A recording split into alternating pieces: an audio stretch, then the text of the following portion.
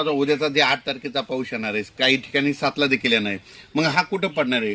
तर राज्यातल्या सर्व शेतकऱ्याला सांगू इच्छितो की सुरुवातीला आपण काय करू, हा पाऊस ज्या भागात पडला नाही त्या भागात पडणाऱ्या शेतकऱ्याला समाधान भेटणार आहे. मग सांगायचं झालं तर आपण काय करू, सुरुवातीला घेऊ यवतमाळ जिल्हा. यवतमाळ जिल्ह्याकडे चांगला पाऊस पडणार आहे.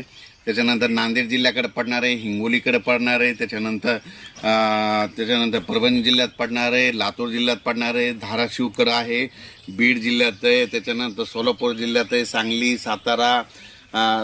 सातारा, त्याच्यानंतर पुणे, त्याच्यानंतर अहिल्यानगर, त्याच्यानंतर कडाष्टी या भागात देखील आहे, त्याच्यानंतर बीड जिल्ह्यात देखील आहे.